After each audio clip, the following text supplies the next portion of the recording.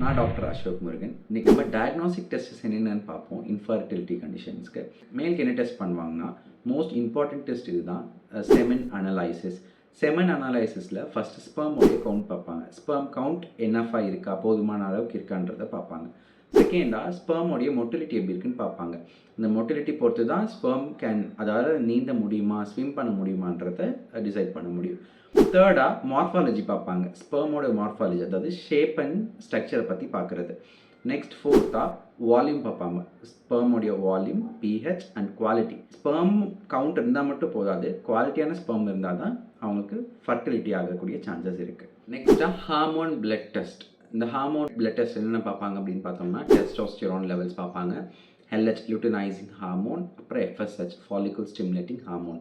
நெக்ஸ்ட்டாக என்ன பார்ப்பாங்கன்னு பார்த்தோம்னா, ஸ்க்ராட்டல் அல்ட்ராசவுண்ட். இந்த ஸ்க்ராட்டல் அல்ட்ராசவுண்டில் என்ன பார்ப்பாங்கன்னா, ஃபஸ்ட்டு வெரிகோசில் ஏதாவது இருக்கான்னு பார்ப்பாங்க. ஓகேங்களா, அதாவது ஏதாவது வெயின்ஸ் என்லார்ஜ் ஆயிருக்கான்னு பார்க்குறது.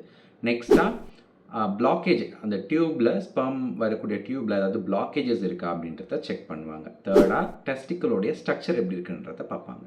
அப்பார்ட் ஃப்ரம் தீஸ் டெஸ்டஸ் இல்லாமல் அவங்க ஏதாவது மெடிகேஷன்ஸ் எடுக்கிறாங்களா, ஏதாவது பாஸ்ட் இன்ஜுரிஸ் இருக்கா, ஏதாவது இன்ஃபெக்ஷன்ஸ் இருக்கா, அவங்களோட லைஃப் ஸ்டைல், அவங்களோட டயட்ரி ஹேபிட், இது எல்லாமே டாக்டர் கேட்பாங்க. Thank you. Follow the page for more updates.